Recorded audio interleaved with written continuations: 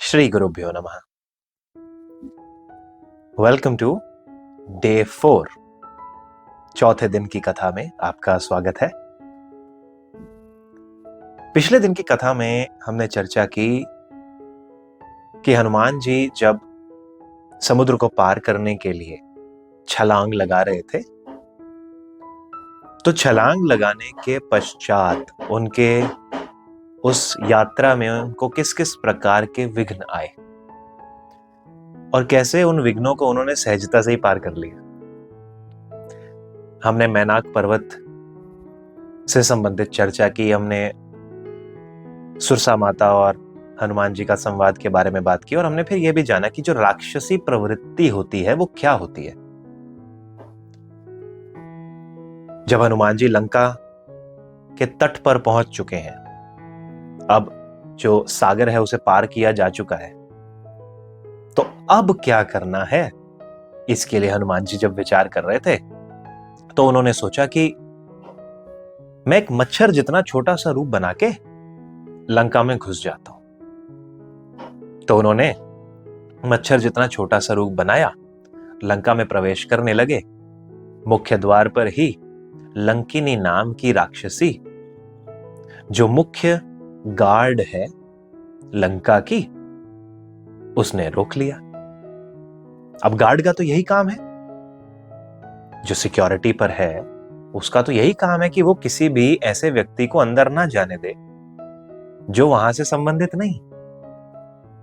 तो हनुमान जी तो वहां से संबंधित नहीं थे, Hanuman ji doesn't belong there, तो उन्हें कैसे लंकिनी आगे जाने देती।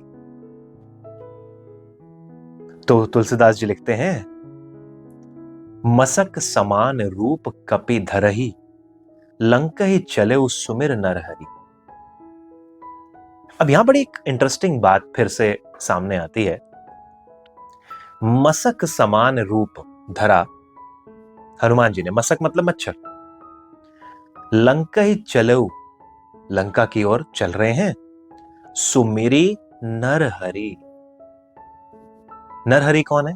भगवान राम। नरों में हरि का अर्थ है कि मनुष्यों में जो सर्वोत्तम है। इस समय राम जी मनुष्य रूप में है। तो फिर से उन्होंने भगवान का ही नाम लिया, भगवान का नाम सुमिरन करते हुए वो आगे बढ़े। अब इसका यह अर्थ क्या है कि आप कुछ भी करने जा रहे हो जीवन, ऐसा नहीं है कि भगवान का नाम एक बार लिया और बस काम बन गया। पग पग हर चेक पॉइंट पर आपको ईश्वर को याद रखना है।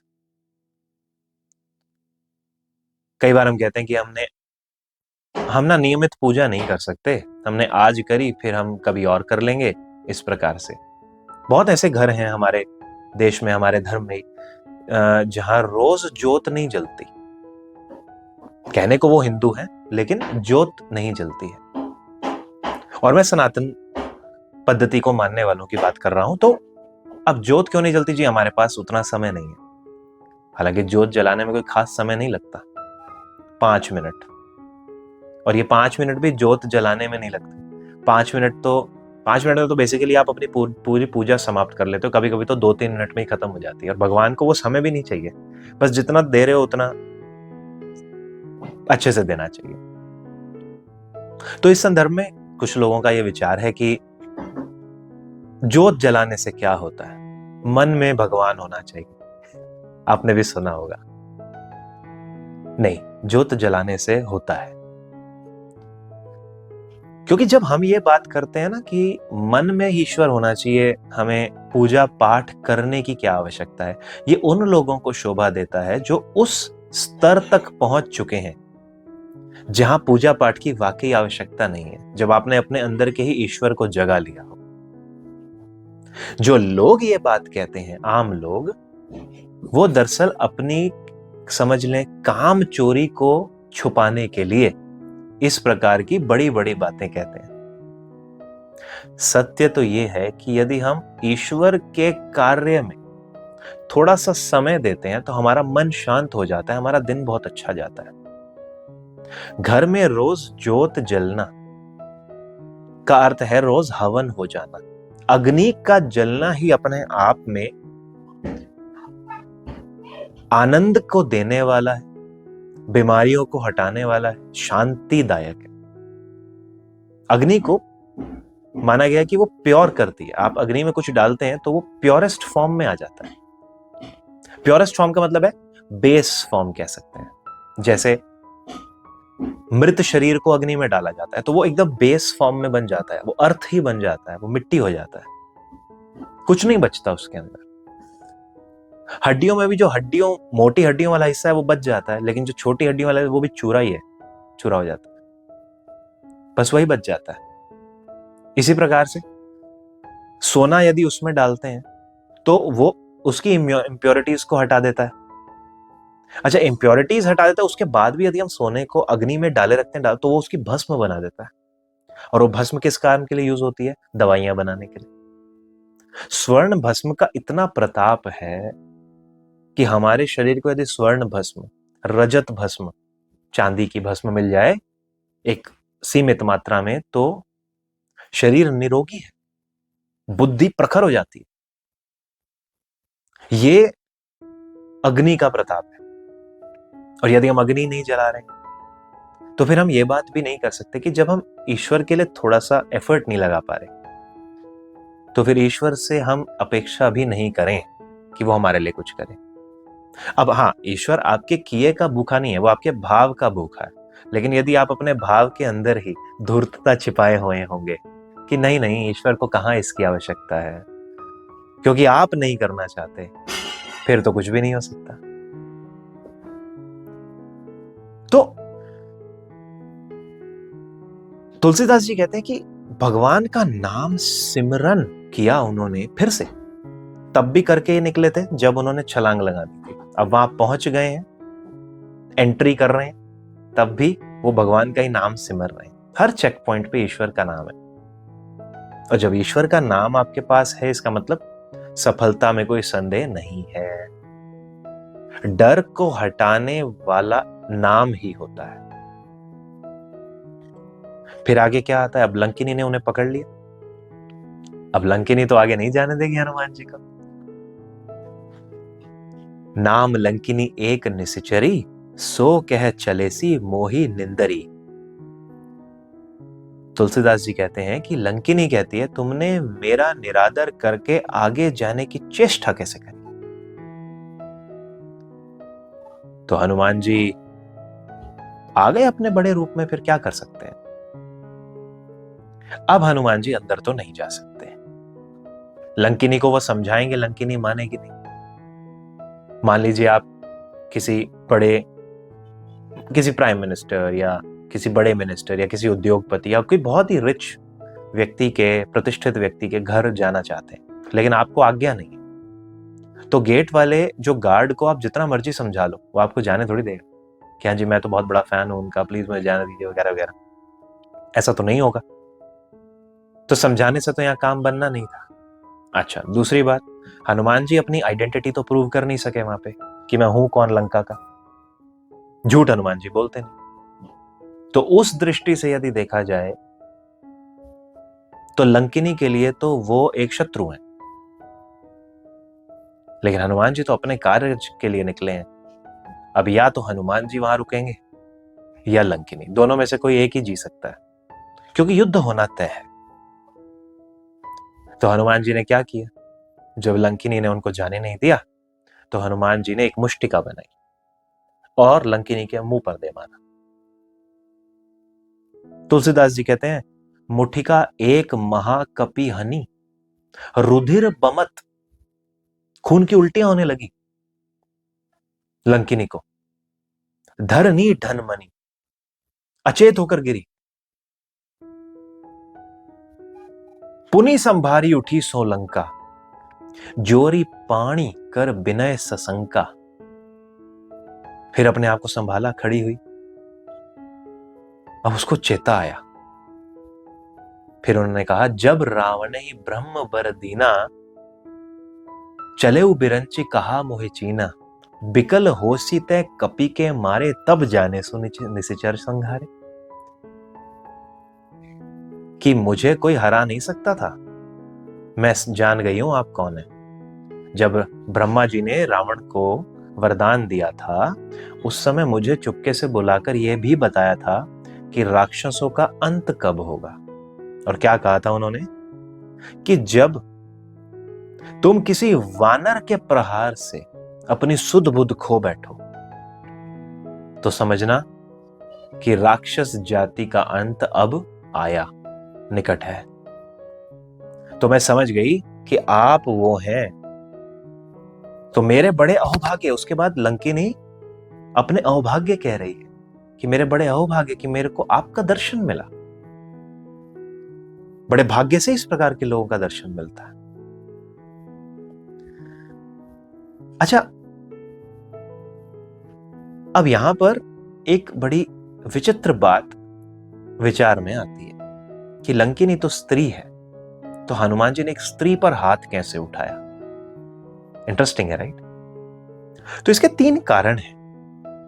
पहला कारण जो हमने अभी डिस्कस किया कि शत्रु जो है, शत्रु का विरोध उसी भाषा में किया जाता है। जब आपको पता है कि लंकिनी आपकी शत्रु है, आप लंकिनी के शत्रु हैं, बातचीत से तो मसला हल होगा नहीं, तो युद्ध तो होगा।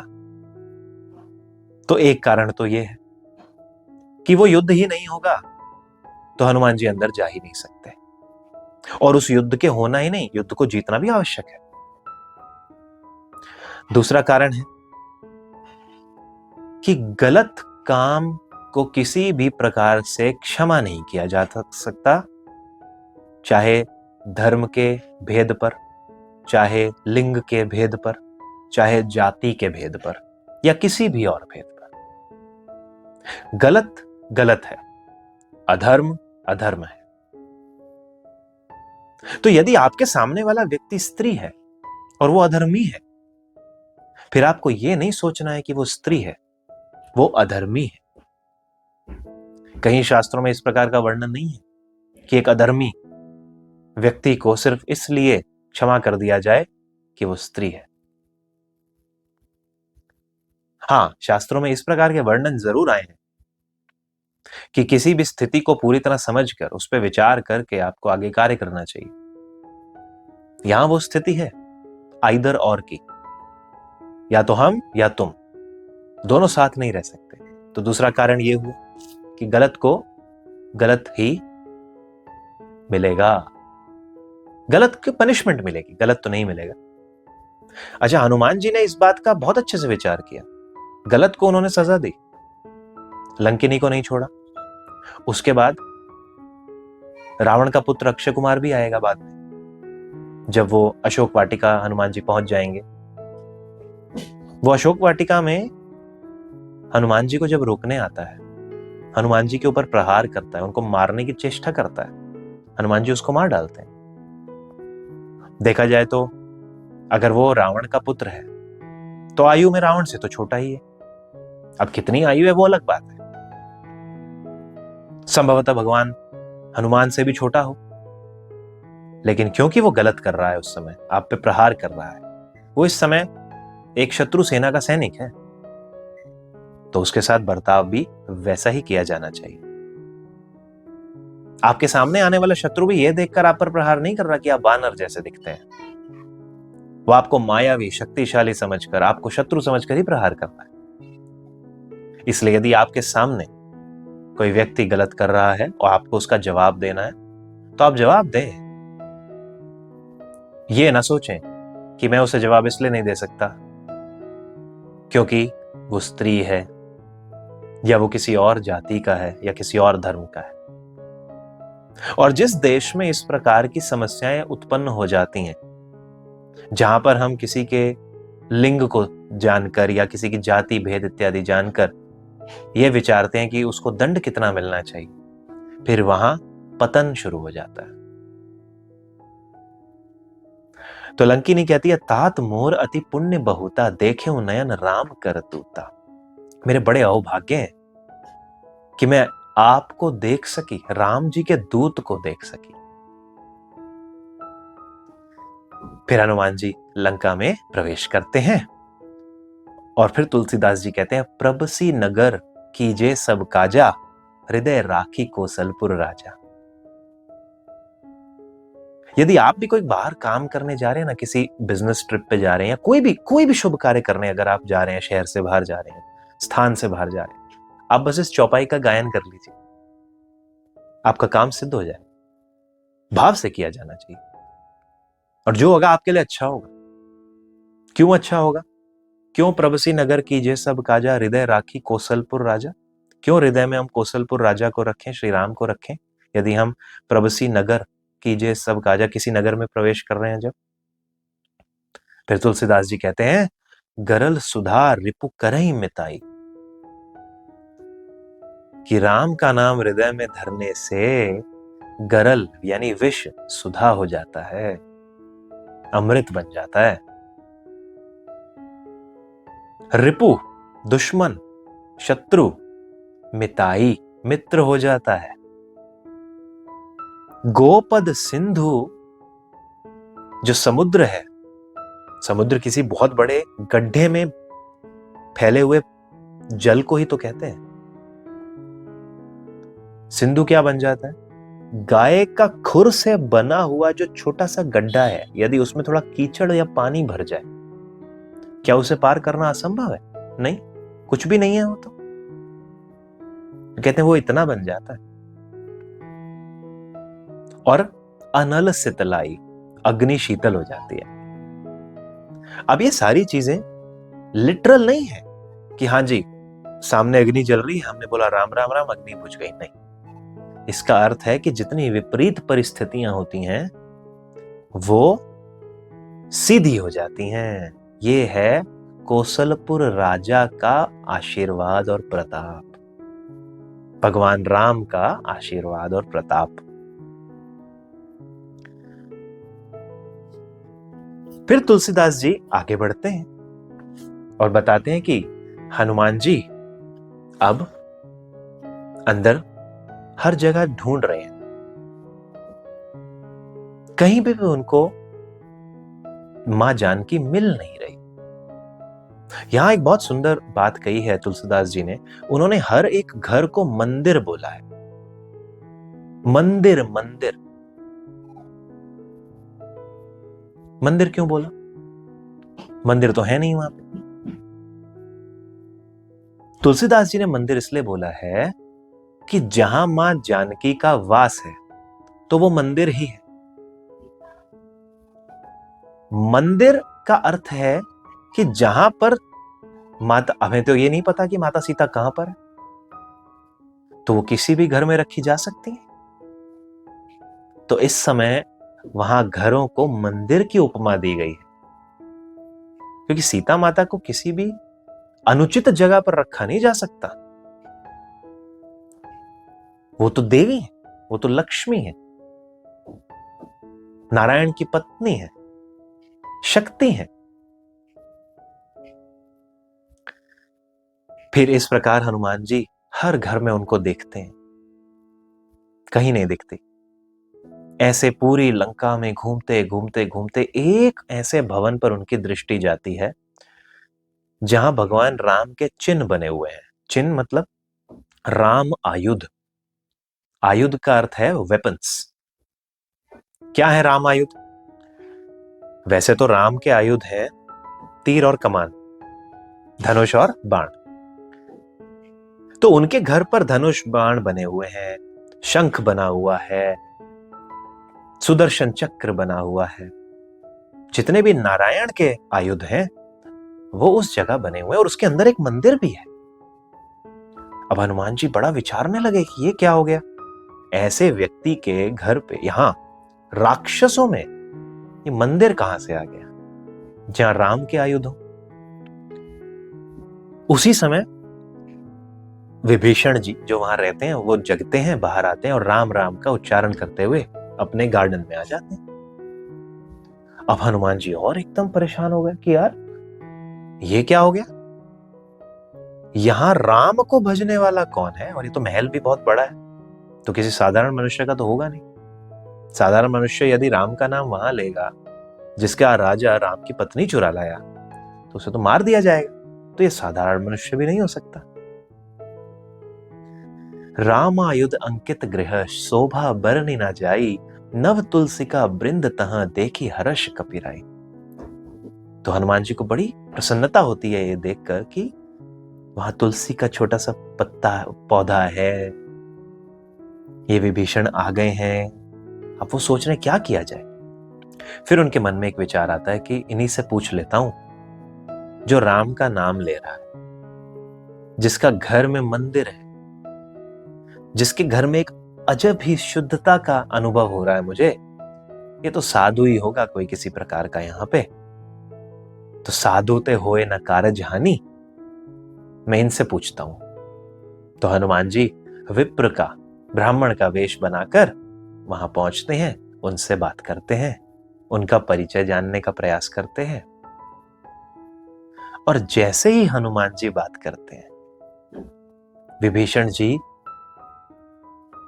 को बहुत खुशी हो जाती है, रोने लग जाते हैं। विभीषण जी कहते हैं, बहुत सुंदर है ये हनुमान जी और विभीषण जी का संवाद। विभीषण जी कहते हैं कि तुम हरिदासन मां कोई मोरे हृदय प्रीति अति हो। मुझे बहुत अच्छा लग रहा है, इतना अच्छा मुझे लगता नहीं है कभी, लेकिन आपको देखकर मुझे बड़ा अच्छा लग रहा है। यही साधु का प्रताप है। आपने भी देखा होगा कभी ऐसा जीवन में, किसी के साथ बैठे हैं, आप उसको जानते भी नहीं, लेकिन बहुत अच्छा लगता है। किसी के साथ कभी बैठे हैं और उसको जानते नहीं, कभी कभी बहुत बेकार भी लगता है, वहां नहीं बैठना चाहते हैं। क्योंकि हर एक के शरीर के आसपास एक शक्ति है, पॉजिटिव है वो और नेगेटिव है, ये उस पर निर्भर करता है कि आपका अनुभव उस व्यक्ति के साथ कैसा होगा। तो हनुमान जी को वो जानते नहीं, और हनुमान जी इस समय भेष बदले हुए, फिर भी विभीषण जी को बहुत हर्ष हो रहा है, बहुत हर्ष हो रहा है, पुलकित हो रहे हैं कि तुम राम दीन अनुरागी, आयो मोह करन बड़ भागी। तुम भी राम के गुण गा रहे हो, क्या तुम उनके कोई बहुत प्यारे हो, जो मुझे आशीर्वाद देने आए हैं, जो मेरा भाग्य संवारने आए हैं। इतने बड़े भाग हो गए मेरे कि मुझे राम भक्त मिल रहा है। अब आप सोचिए कि एक पूरा देश जहां पर राम की उपासना नहीं की जा सकती, वहां केवल एक व्यक्ति है या इक्का दुक्का व्यक्ति है जो राम की उपासना कर रहा है। वो भी छुप कर ही कर रहे होंगे, और वो किसी और राम भक्त को देख ले तो उसको कितना हर्ष हो। ये तो मेरे विचार के ही व्यक्ति हैं जी। तो ये पूछने पर हनुमान जी ने कहा, तब हनुमंत कही सब राम कथा निज नाम, सुनत जुगल तन पुलक मन, मगन सुमिर गुणग्राम। मन पुलकित हो गया जब हनुमान जी ने सारी कथा उनको कह सुनाई कि मैं यहां क्यों आया हूं, मैं कौन हूं, मैं राम का दूत हूं, मैं मां जानकी की खोज करने आया हूं, मैं परेशान हूं, मैं मिल नहीं रही है मुझे वो, लेकिन मेरे राम ने मुझे बड़ा विश्वास करके भेजा है। दोनों एक दूसरे से राम जी के गुणों की बातें करते करते पुलकित हो रहे हैं, हर्षित हो रहे हैं, रो रहे हैं कि जाने कौन मिल गया मुझे, एक भाई मिल गया, brother from a different mother. अब विभीषण जी कहते हैं कि आपको पता है मैं यहां कितनी मुश्किल से रह रहा हूं, जैसे जीभ दांतों के बीच में रहती है ना, वैसे रह रहा हूं। इतनी समस्या है मुझे, कभी भी दांत के बीच में जीभ आ जाए कितनी तड़प होती है। इस प्रकार खुद को संभाले संभाले रह रहा हूं। पर इतना अनाथ हूं मैं, क्या यही सोच के भगवान राम मुझ पे कभी कृपा करेंगे? जब दो भक्तों के बीच में आपस में बात हो रही होती है ना, और एक भक्त होता है जिसने प्रभु को प्रत्यक्ष देखा है, उनको जाना है, उनके सानिध्य में है, तो दूसरा भक्त उससे जलता नहीं है, वो उसके एक्सपीरियंस को जीना चाहता है। उसे लगता है कि जिसको मेरे ईश्वर ने छू दिया, मेरे लिए तो वो सामने वाला भी ईश्वर ही है। अब ये जो ईश्वर है वही तो हमें बताएगा कि मुझे उस ईश्वर से कैसे मिलना है। तो बड़ा करुणामयी तरीके से विभीषण जी कह रहे हैं हनुमान जी को कि क्या मुझ पर कभी वो कृपा करेंगे, आएगा वो समय कभी। तो हनुमान जी कहते हैं, सुनहु विभीषण प्रभु के रीति, मेरे राम की यही रीत है, करें सदा सेवक पर प्रीति। उन्हें सेवक से हमेशा प्रेम ही है। वो नहीं देखते कि सेवक कौन है, कौन सी जाति का, कौन से धर्म का है, बस वो सेवक है ना मेरा, वो प्रीति है उससे। फिर हनुमान जी उनको और समझाने के लिए कहते हैं कि देखो मुझे ही देख लो, मैं तो वानर हूं, अधम, अस मैं अधम सखा सम मोह पर रघुबीर। मतलब मैं तो इतना नीच जाति का हूं। अच्छा, कोई व्यक्ति अपने आप को जब ये कहता है कि देखो मैं उच्चतम जाति का तो नहीं हूं, क्योंकि मैं मनुष्य नहीं हूं, मनुष्य को सर्वोत्तम माना गया है, मैं तो जानवर हूं, फिर भी मुझे प्रभु सखा की तरह रखते हैं। सखा, मित्र, दास की तरह नहीं रखते हैं। शब्दावली देखिए आप,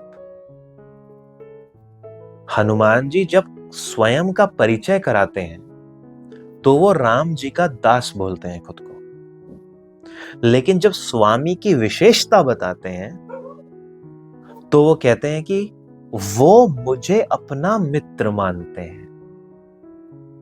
कितना सुंदर भाव है कि जब मैं अपने स्वामी की बात कर रहा हूं तो मेरे अकॉर्डिंग, मेरे अनुसार तो मैं उनका दास हूं, पर उनके अनुसार मैं दास नहीं, उनके अनुसार तो मैं उनका सखा हूं। ये भाव यदि हमारा ईश्वर के प्रति हो कि हम तो ईश्वर के दास हैं, हम ईश्वर के सेवक हैं, तो ईश्वर हमें अपना मित्र बना लेगा। और फिर मित्र की हानि कोई दूसरा मित्र देख नहीं सकता। तो वो कहते हैं कि नहीं कृपा सुमिर गुण भरे बिलोचन नीर। और इस प्रकार से बात करते हुए हनुमान जी की आंखों में आंसू आ गए।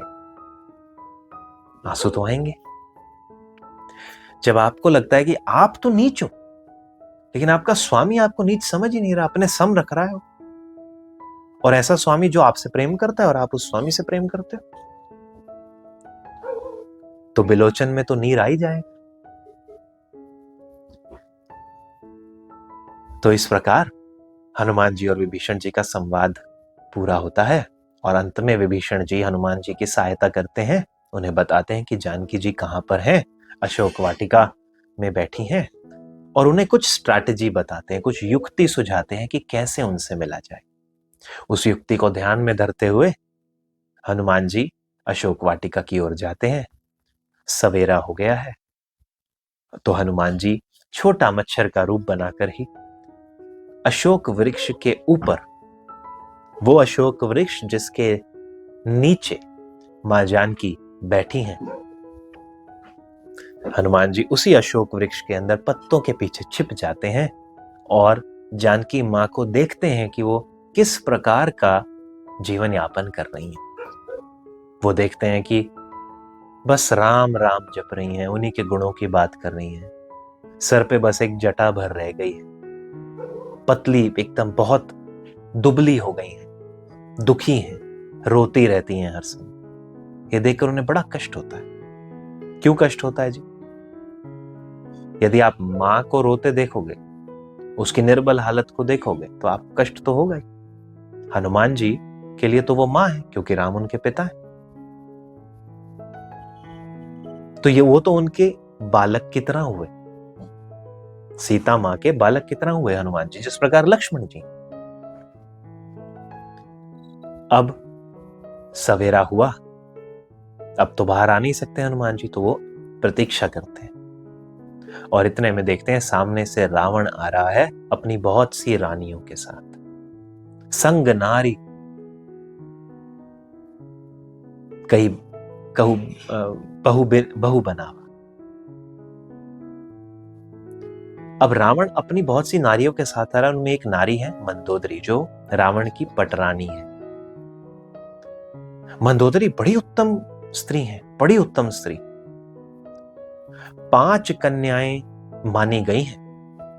जिन्हें पंचकन्या कहा जाता है कि यदि इनका स्मरण किया जाए तो आपके सब दुख दूर हो जाते हैं।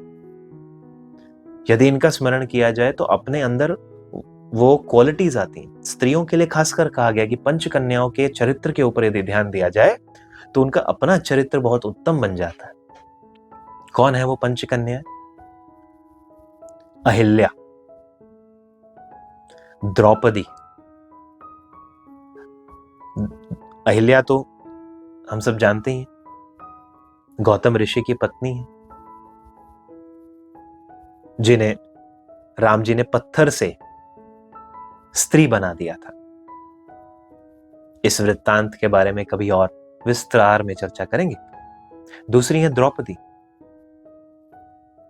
5 पांडवों की पत्नी। तीसरी है तारा। तारा है वाली, जो सुग्रीव के भाई हैं, उनकी पत्नी। मंदोदरी और 5वीं कुंती, पांडवों की माता। यह है पंचकन्या। अब क्या करता है रावण जब आता है?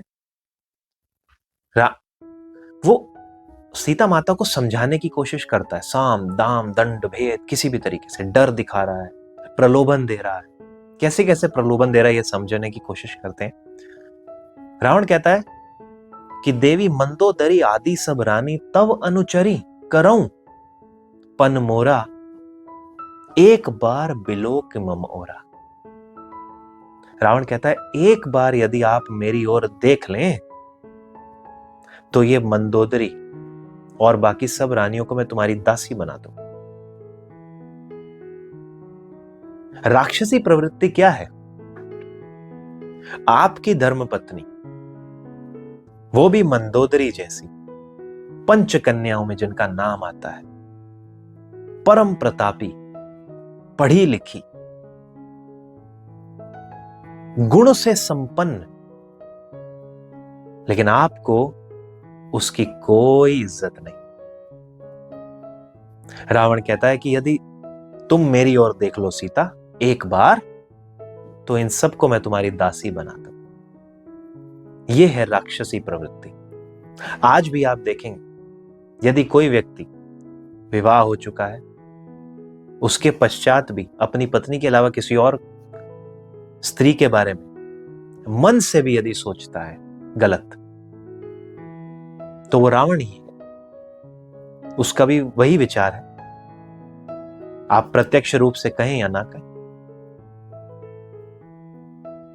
तो इस प्रकार की जो वृत्ति है, इससे बचना चाहिए। हमें हर समय इस बात का भान होना चाहिए कि हमारे लिए एक विशेष प्रकार से देखने योग्य स्त्री सिर्फ हमारी पत्नी हो सकती है और कोई नहीं। अब यहां एक और बड़ी अच्छी चीज आती है, एक बार बिलो की मम ओरा। सीता माता ने एक भी बार रावण को देखा नहीं है। जबरदस्ती रावण उन्हें खींच के ले आया वन से। उस हाथापाई में कभी नजर गई हो तो गई हो, अपनी इच्छा से एक बार भी रावण की ओर नहीं देखा। तुलसीदास जी कहते हैं कि एक तिनके को उठाकर ऐसे ओट बना के, तिनके को एक पर्दे की तरह ओट बनाकर सर को नीचे झुका के मां सीता रावण से बोलती है, सुन 10 मुख खद्योत प्रकाशा, कशों की नलिनी करई बिकासा। कि हे रावण, 10 मुख सुन, क्या कभी एक जुगनू के प्रकाश से कमल खिलता है क्या? अपने लिए भी तू वही उपमा जान। देख नहीं रही है उनको मां जानकी? मन में ही यह बात है कि यह व्यक्ति गलत है, ये मुझे हर लाया, किसी और की स्त्री को हर लाया। इतनी भी इज्जत के लायक नहीं है वो कि मैं उस पर अपनी दृष्टि डाल दूं। डांटने के लिए ही सही, नहीं डालूंगी। वो कहते हैं अस मन समझू कहती जानकी, खल सुध नहीं रघुबीर बाण की। तुझे पता नहीं है रघुवीर के बाण की क्या शक्ति है, मेरे स्वामी के बाण की शक्ति का तुझे अंदाजा नहीं है। खल, हे दुष्ट, इसलिए तू इस प्रकार की अनर्गल बातें कर रहा है। इस प्रकार की बात जब रावण सुनता है तो उसे बहुत गुस्सा आता है। वो अपनी तलवार निकालता है, जिसे चंद्रहास कहा गया, और उसे मारने के लिए दौड़ता है। इतने में मंदोदरी रावण को रोक लेती हैं, नीति का पाठ पढ़ाती हैं, समझाती हैं, बुझाती हैं, उसका क्रोध शांत करती हैं कि हे स्वामी, स्त्री को न मारे, उसने आपका क्या बिगाड़ा। और यह विचार करते हुए रावण रुक जाता है और सीता मां को 1 माह की अवधि देता है कि यदि तुमने 1 महीने में मेरा कहा मानकर मुझसे विवाह नहीं किया तो मैं तुम्हें मार डालूंगा। और साथ में बाकी राक्षसियों को बोलकर जाता है कि इन्हें डराओ, धमकाओ, समझाओ किसी भी प्रकार से, लेकिन मनाओ। इस प्रकार की स्थिति को देखते हुए हनुमान जी को बहुत पीड़ा होती है, क्योंकि मां सीता उस समय बहुत बहुत परेशान हो जाती है। वो रो रही है, वो इस बात के लिए विचार कर रही हैं कि मेरा ये दुख खत्म क्यों नहीं होता। त्रिजटा जी, जो उनकी मुख्य सेविका हैं, वो भी राक्षसी हैं। बहुत रामायण में उनका इस प्रकार का भी वर्णन आता है कि त्रिजटा जो है वो विभीषण की पुत्री हैं। वो भी राम जी की बड़ी भक्त है। वो उन्हें समझाने का प्रयत्न करती हैं, लेकिन मां सीता क्या कहती हैं कि हे त्रिजटा मां, तुम मुझे कुछ अग्नि ला दो ताकि मैं उसमें जलकर भस्म हो जाऊं, ये दुख नहीं सहा जाता मुझसे। चंद्रमा को, तारों को कहते हैं कि तुम में भी कुछ ना कुछ अग्नि है, मुझे क्यों नहीं देते वो अग्नि। जिस अशोक वृक्ष के नीचे वो बैठी हैं उसे कहती हैं, हे अशोक, तुम्हारा नाम है अशोक, यानी तुम्हारे छाया में जो बैठ जाए वो शोक से मुक्त हो जाता है। तुम अपने इस नाम को सार्थक क्यों नहीं करते, मुझे इस शोक से मुक्त कर लो। तुम्हारी पत्तियां, जो कोमल नई पत्तियां, उन्हें अग्नि ही समझ के वो अग्नि ही मुझे दे दो और मुझे भस्म कर दो। तो ये बड़ा सुंदर विवरण है किसी की समस्या का। समस्या जो है वो ये है कि मां सीता परेशान है। जब आप परेशान होते हैं तो आप अलग अलग प्रकार से अपने दुख का वर्णन करते हैं। आप सोचते हैं कि किसी भी प्रकार से इस चीज से मेरा नाता छूटे, जीवन से मेरा नाता छूटे। त्रिजटा मां कहती हैं कि रात्रि में अग्नि नहीं मिलेगी देवी। तो सीता जी और परेशान हो जाती हैं कि किस तरीके से मैं पार पाऊं इस समस्या का। और फिर बिलखते बिलखते देखते हुए हनुमान जी बहुत फिर परेशान होते हैं।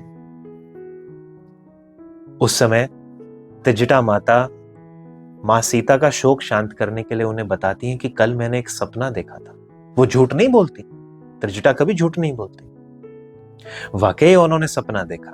क्या सपना देखा वो कहती हैं, सपने वानर लंका जारी, जातुधान सेना सब मारी, खर आरूढ़ नगन दस सीसा। सारी सेना को मार डाला एक वानर ने, सारी लंका जला दी। रावण जो है वो एक गधे पर नग्न बैठा हुआ दक्षिण दिशा की ओर जा रहा है। उसका सिर मुंडा हुआ है, उसकी भुजाएं खंडित हैं, कट चुकी हैं।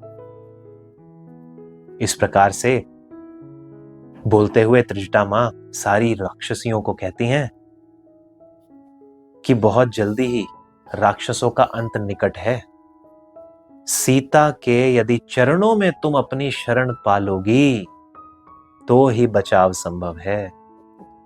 तो सारी डर के सीता माता को शीश नवाती हैं और उन्हें सताना बंद कर देती हैं, और त्रिजटा मां भी वहां से फिर चली जाती हैं। और उस समय सीता माता बिल्कुल अकेली हैं। तब त्रिजटा भी चली गई। अब वो अकेली हैं, तब हनुमान जी समय विचार करके ऊपर से एक मुद्रिका, अंगूठी फेंक देते हैं, जो सीता मां की गोद में जाके गिरती है। सीता मां को लगता है अशोक वृक्ष ने अग्नि के रूप में ही कुछ भेजा है जो मेरा दुख हर लेगा। और जैसे ही वो उस अंगूठी को देखती हैं, वो प्रसन्न हो जाती हैं, क्योंकि वो अंगूठी प्रभु राम की अंगूठी है। अब प्रभु राम की यदि अंगूठी है, तो उससे आगे क्या किया जाए, क्या होगा, इस बारे में हम चर्चा करेंगे अगले दिन की कथा में। यहां पर अंत में एक बड़ी सुंदर चीज तुलसीदास जी कहते हैं, कपि करी हृदय विचार दीन मुद्रिका डारी तब। हनुमान जी ने विचार करके मुद्रिका नीचे डाल दी, जन अशोक अंगार दीन हर्ष उठी कर गए हो। जैसे अशोक वृक्ष ने अपना अंगारा डाल दिया हो, उसको देखकर सीता जी हर्षित हो गई। ये तो हमने बात करी, लेकिन ये जो मैंने अभी आपको पढ़ के सुनाया, इसे सोरठा बोलते हैं। सोरठा और दोहे में बड़ा फर्क है। कैसा फर्क है? दोहा जब अंत होता है तो दोहे के जो दोनों लाइन है उनकी तुक बनती है, सोरठे की तुक नहीं बनती। इसलिए सोरठे को यदि बीच से काट के पढ़ा जाए फिर वो दोहा बन जाता है। उल्टा भी पढ़ सकते हैं दोहे को, सोरठे को। दोहा उल्टा नहीं पढ़ा जा सकता। जैसे ये सोरठा है, कपि कर हृदय विचार दीन मुद्रिका डारी तब। आप इसे उल्टा भी पढ़ सकते हैं, दीन मुद्रिका डारी तब कपि कर हृदय विचार दीन हर्ष उठकर गए हो जनु अशोक अंगार। अब यह दोहा बन गया। इस विचार के साथ आज की कथा को विराम देते हैं और फिर अगली कथा में बात करेंगे हनुमान जी और सीता मां के बीच के संवाद के बारे में। नमस्कार।